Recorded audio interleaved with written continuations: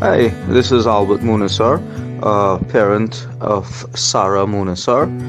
SRC has been good for us in the sense that she has come a long way because of the personalized attention that they were able to give to us. She has been able to get the attention that she needs to be able to catch up. Sarah initially was a bit behind, and now we think she is well on her way to being able to be a functional student at her level and even be able to surpass what she needs to be because of the attention that she was able to get at SRC. Thank you very much for the time and thank you for giving the dedication that she needs to become a better student.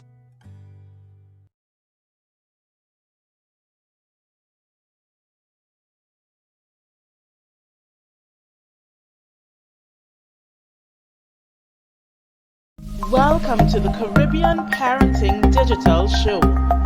This talk show is presented each week by host Alina Lewis and features guests from our Caribbean islands right here on this channel. As we discuss family finances, proverbial principles, child guidance, and academics at home, guests join in weekly to have conversations that give helpful tips about how to be a better parent.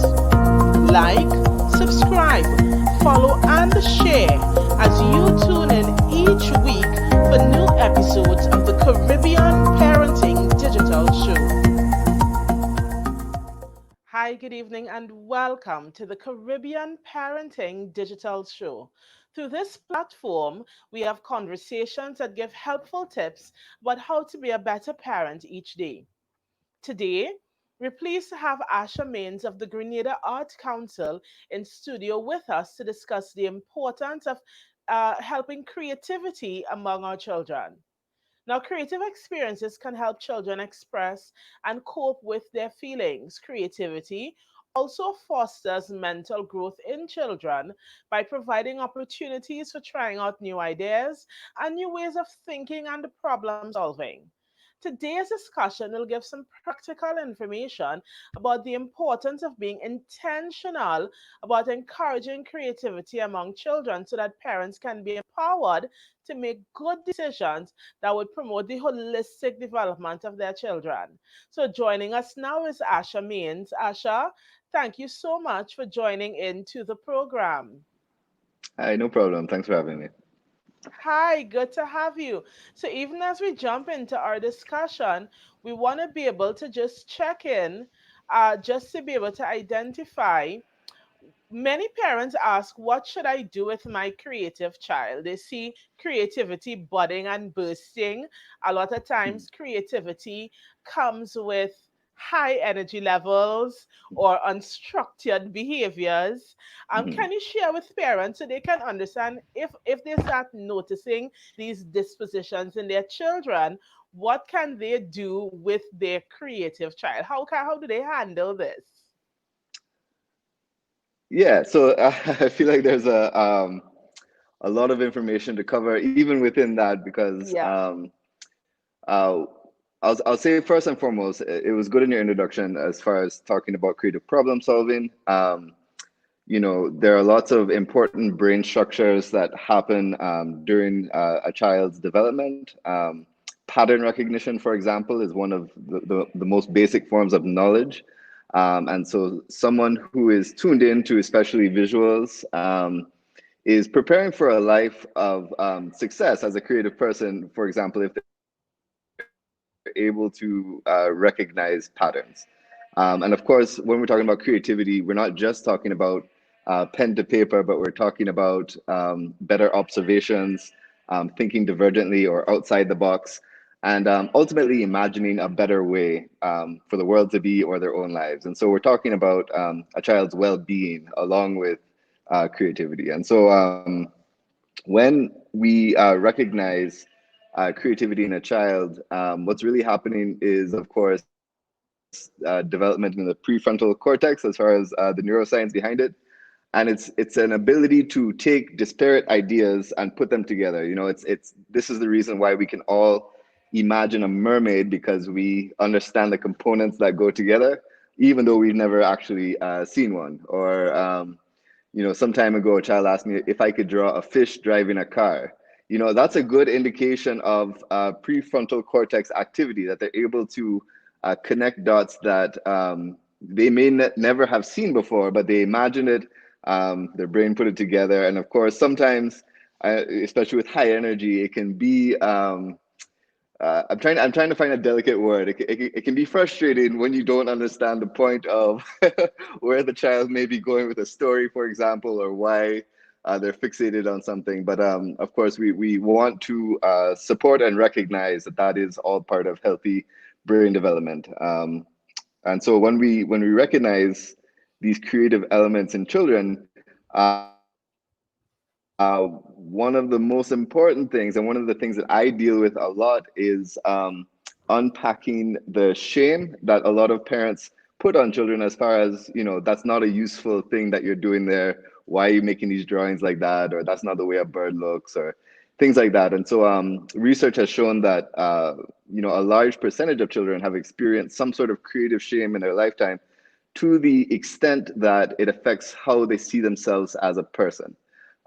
So of course, as you said in your intro, we are thinking holistically. We're thinking about the whole person, and to suppress creativity is on par to me as suppressing literacy, or suppressing just general wellness for a child.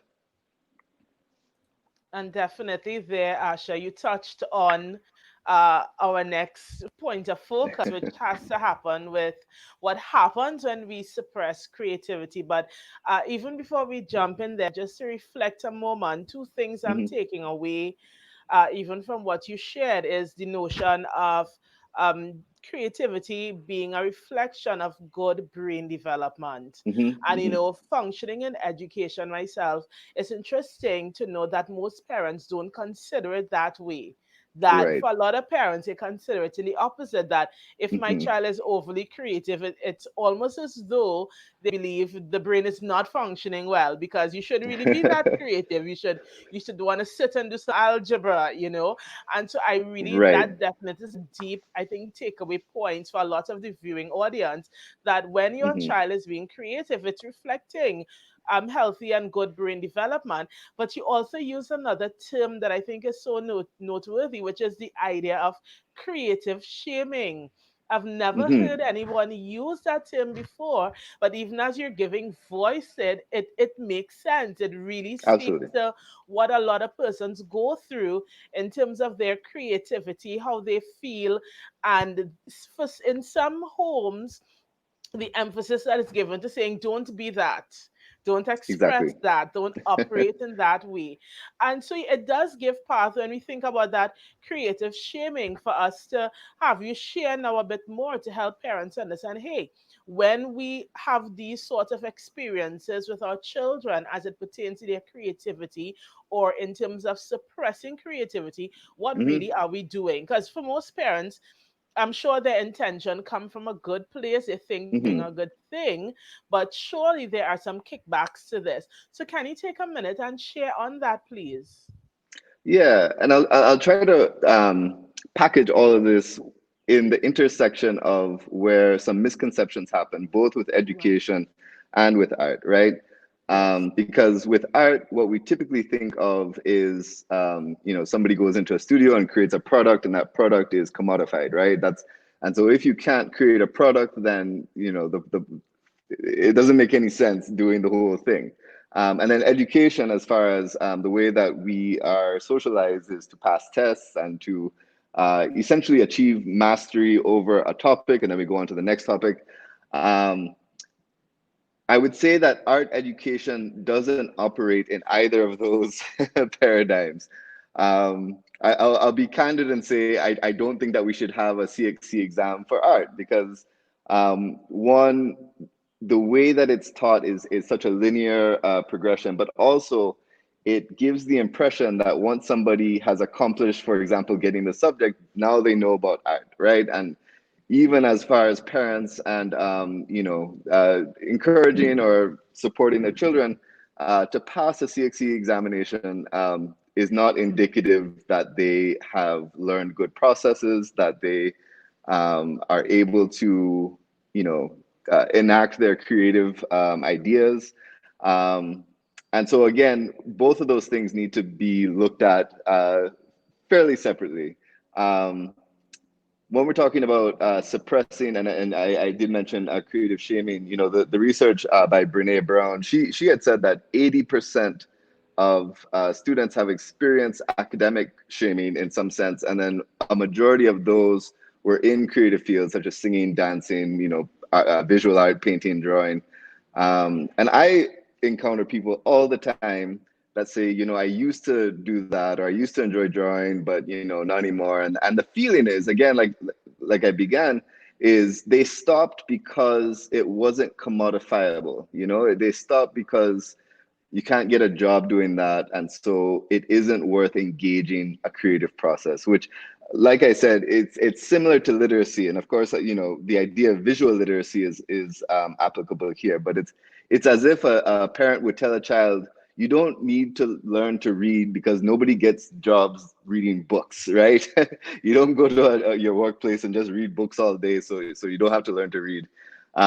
If we treated visual literacy the same way we treat literature and text, I think we would see a shift in how people engage, how people see creativity in general, because it is something that really, of course, like being able to read, affects every part of your life, including your vocation.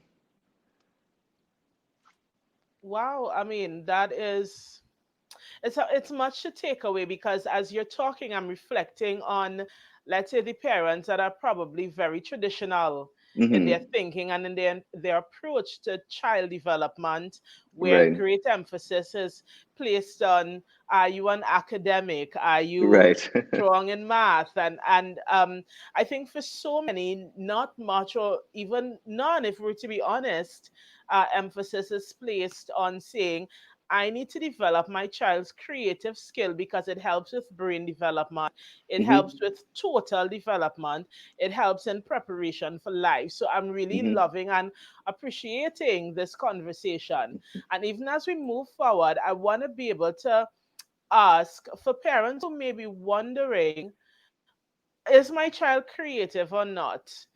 Is my child creative enough? What are the indications of creativity that Hmm. parents should be looking for among their children? Hmm.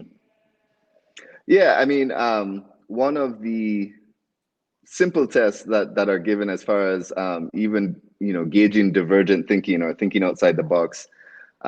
Children typically perform better than adults because children haven't developed the filters or the kind of like the hardwiring for certain categories. And so if you ask a child, how many different uses can you have for a paperclip, likely they're able to come up with many more and many far-fetched ideas, like build a spaceship with it, than an adult might have. And so even recognizing divergent thinking as an element of creativity, like you mentioned, looking at creative problem solving, you know um, uh, brainstorming is something that I think is adults are a little timid about, as far as if you're ever in a workplace setting and people just ask for ideas, because there's so much baggage with coming up with an innovative idea. But again, you can't have innovation without creativity. And so, yeah, there are traditional forms of expression, such as drawing or painting, or but even just arranging someone's room a certain way, or they want to try writing, with a different handwriting, or singing songs, right? Telling stories. All these things are good indications, and I would say it's more likely than not that your child is already predisposed to creative thinking. And unfortunately, it's throughout someone's life that a lot of that gets pushed further and further back because it's not seen as important or valuable to tell a never-ending story, for example.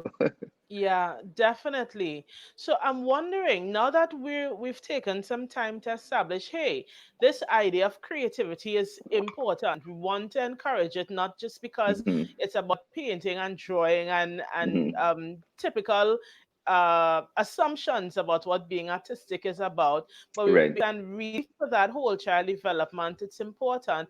What would you say are some of the outlets that parents can use to help with creative development and expression, whether in the home or Hmm. out of the home? How can parents now say, okay, I understand, I recognize it's important, I want to do something about it? What can parents now take action and do about it? Um, First and foremost, and my mother is an artist, Susan Maines.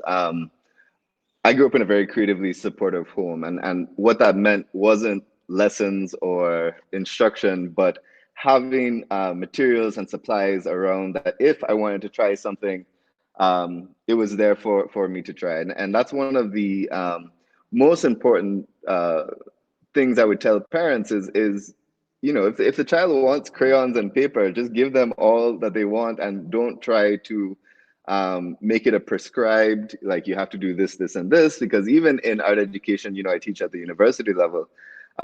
There's disagreements about which form of art and which way and which method and which technique. There are so many things that a child could learn later in life.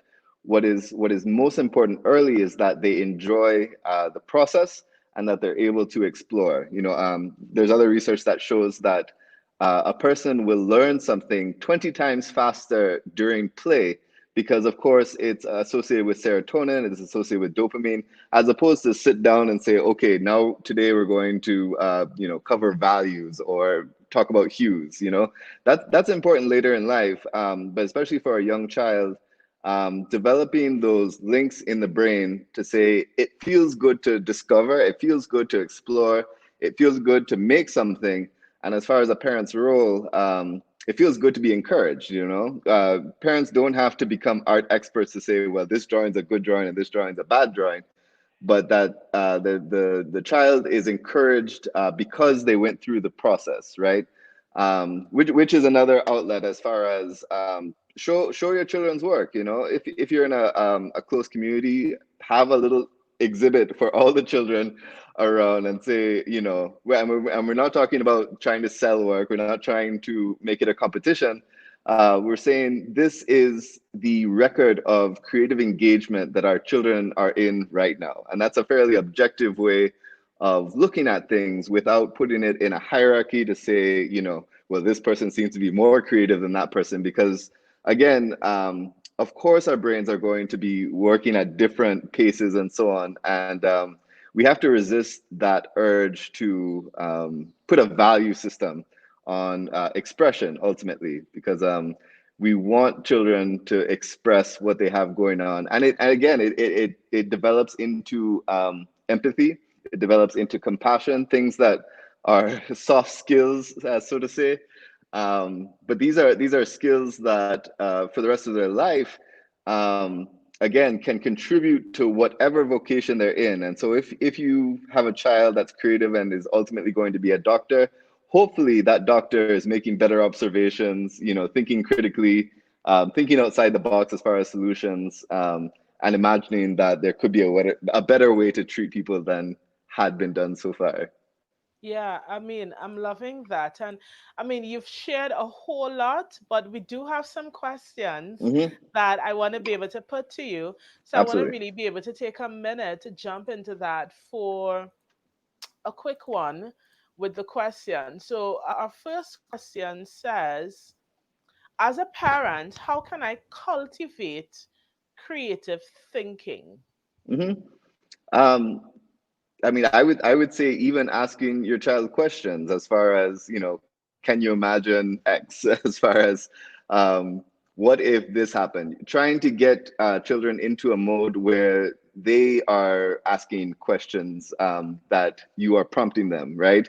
Um, of course, it's helpful to have supplies and make things and try to not institutionalize their learning too much too early on.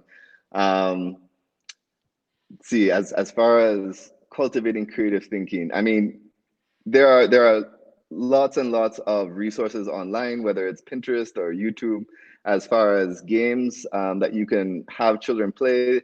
I do, of course, discourage endless amount of time on devices, Yeah. because there is something important about having an idea, transferring it to your hand, assessing it, cognitively, and Yes. this process is important.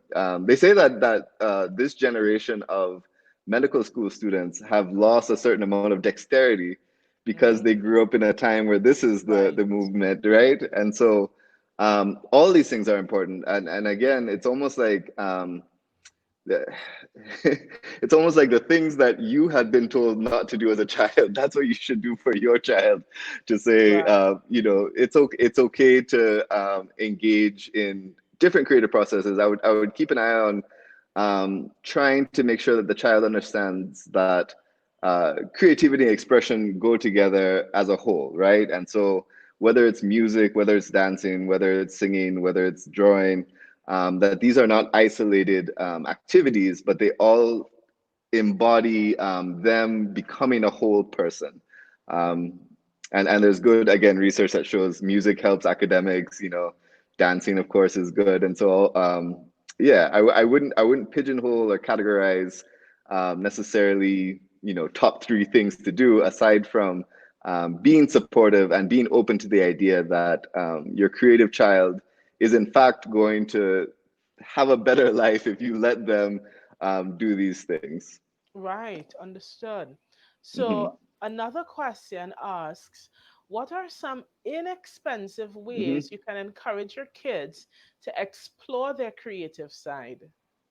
Yeah, and this is a good question, because I think that the subtext of the question is that you know art materials are expensive. You have to go to the store, you have to get all the things, and it's messy maybe, and it might even cost to clean something that they weren't supposed to get dirty. Yeah.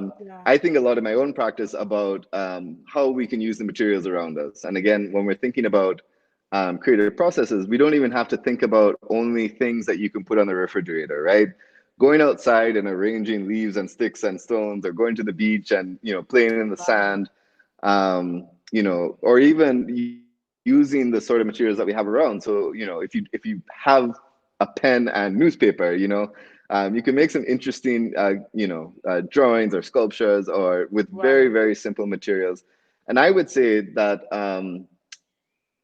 as an artist, that it really helps to tell our own stories better when we are using the materials that we have available. Because I mean, by extension, it's saying these are the things that I have access to.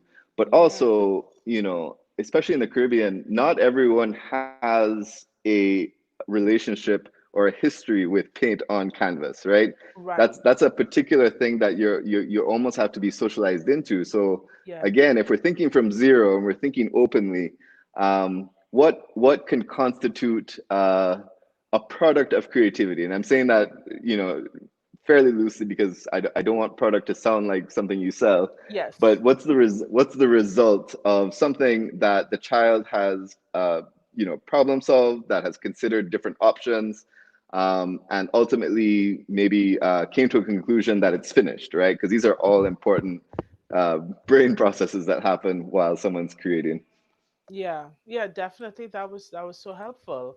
Another question asks, how can we interpret what our child is thinking, or what feeling he's expressing during his time of creativity? Um, so two thoughts on this. One is, it's okay to have work about nothing, right? It's Okay. okay if it's okay if not everything has a whole story. Um, and then the second thought is, communicate with the child about what they were thinking about. It could be that they were just interested in feeling the red crayon go around the paper for 2 minutes, right? It could be that's the Right. extent, and at the end, there's like, okay, I'm satisfied that I had that feeling. And of course, as far as almost like a sensorial or an experiential tool, that's in their toolbox now. So going Yes. forward, they know what it's like, and so there's value in that, even if it Yes. doesn't come out like a landscape, or this is mommy or this is daddy or Yes. anything like that. Yes. Um, So and, it's like and, a and as good, far, sorry, go ahead. well, yeah, and as far as just communicating with the child, it is an opportunity opportunity, again, for them to articulate, because articulation is different than expression, right? It's expression could be, screaming in pain. Articulation would be expressing why you're in pain or what part of your body hurts, right? Yeah. So right, supporting the idea of expression, but also it is valuable to articulate what it is if there's something important, especially that the child wants to say. Is it fair also, based on your response here, Asha, that Hmm. it's important for parents to recognize that when it comes to creativity among children, it's not Hmm. necessarily important to have an interpretation for every dot and every line. That Right. some expressions are really just part of their experience and their development, and they're enjoying being creative. Yeah, That it's not exactly. something that has to be explained away every time. Right. And so that, I don't know if the child or the parent feels more pressure in that instance to create an interpretation, for example, if that's an expectation. It should be perfectly valuable that, yeah, there may not be one. I understand totally. Right. Hmm. We just have two more questions for you that I'm seeing here. Knowing Hmm. that this generation of kids tech savvy, what are ways you can promote or use creativity on devices? Mm. So again, I'm cautious of devices. Not that I don't think that they're good in any way, but one of the things that devices do is they streamline processes, and in some instances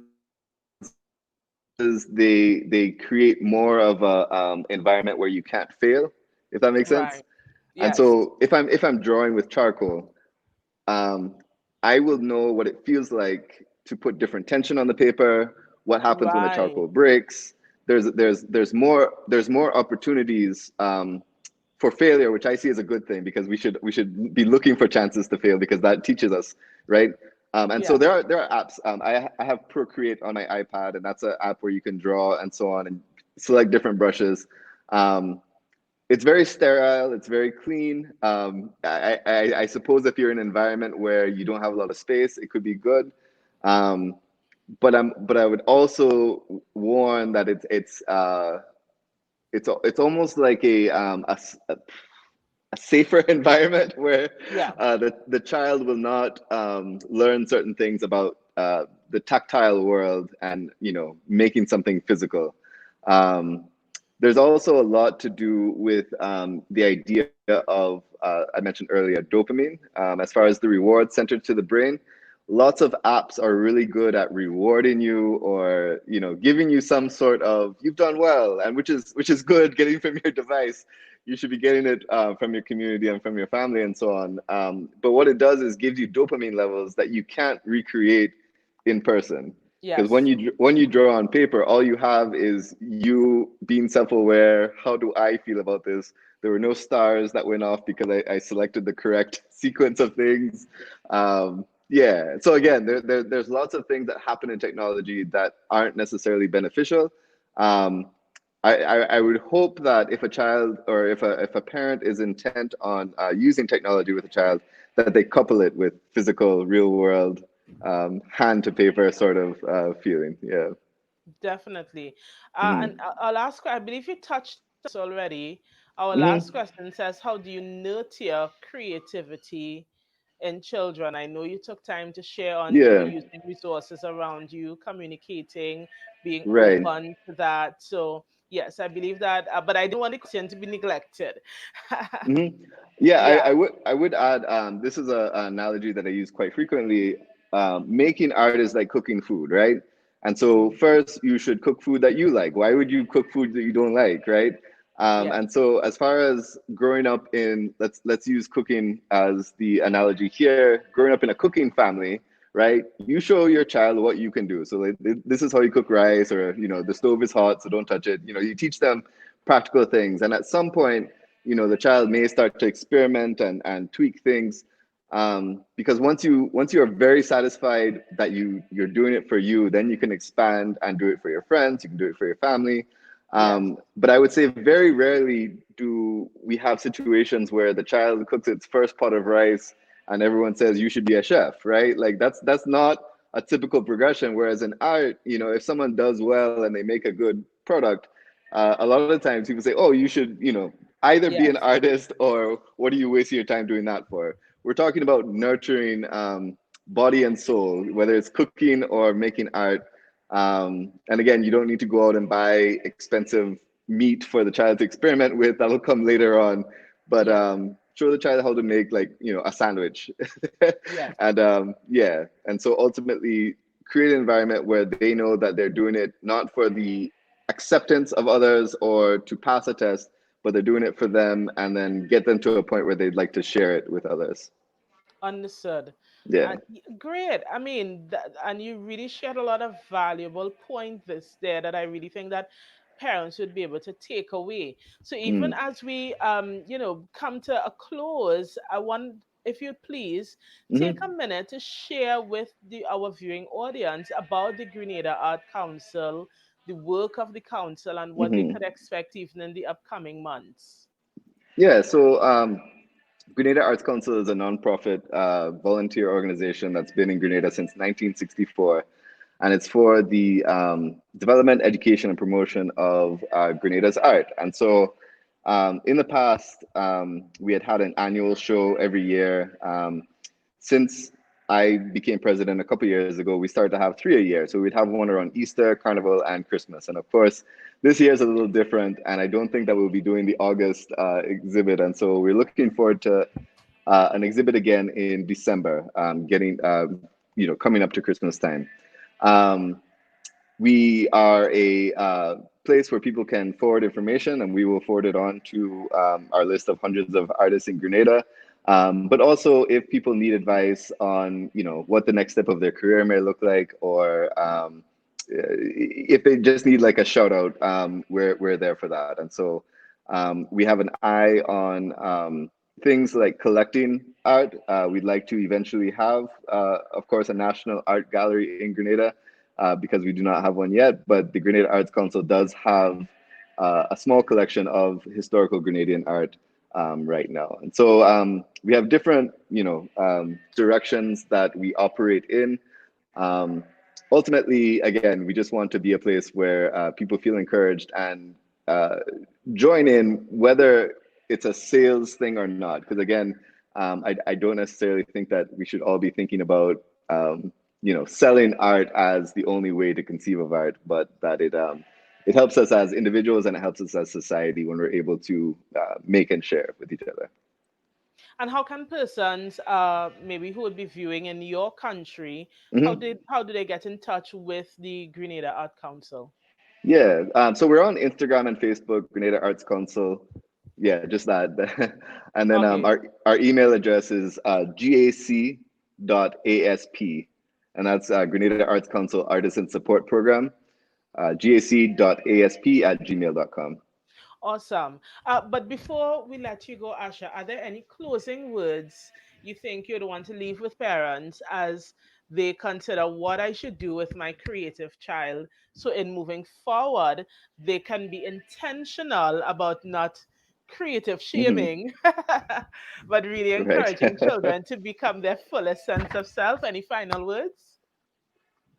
I think that the answer to all that is both much simpler and much more complicated than people typically acknowledge. Because the way that we're socialized, we think that we should send the child to lessons, or we should, try to get as much instruction early on as possible. And again, I would reiterate that what we need to do, especially when they're young, is to make the process feel good in their brains, because that's where a lot of people end their journey with creativity, is that like you said, somebody told them, well, that doesn't look like, what you said it is. Or, I was speaking with a police officer once, and he was trying to draw an eagle when he was young in class, and the teacher told him that doesn't look like an eagle, it looks like a bush. And he said, ask me if I ever drew anything again, and that's it. Yes, Like, just yes, one statement can crush, yes, motivation or aspirations. And so that is the biggest responsibility we have as caregivers, as guardians, as parents, as teachers, to make sure that we don't inflict that sort of abuse Yeah. or try to dissuade someone from being visually literate. Because again, as we're in a world that's increasingly visual, we need more and more people that are good at understanding how that works and how we see it and how we produce it. I understand, and thank you so much for taking time to share this information with us today, Asha. Thank you. Absolutely. All right. Thanks for Yes, having me. thank you so much. And to our viewing audience, we want to say thank you for taking time to join in to this episode of the Caribbean Parenting Digital Show. As a bi-weekly show, it's streamed digitally each Wednesday and Sunday right here on this channel. If you've not yet done so, be sure to like, subscribe, and share. Let us know your thoughts by commenting in the comment section below, and of course be sure to tag those parents, those individuals that you think would really benefit from the dialogue that Asha and I just had. We appreciate that you've tuned in for the episode, and we trust that you're now better equipped as a parent to support your children and by extension your family and your community based on the information shared. So I am Alina Lewis, and I want to say have a good one. Take care. Until next time.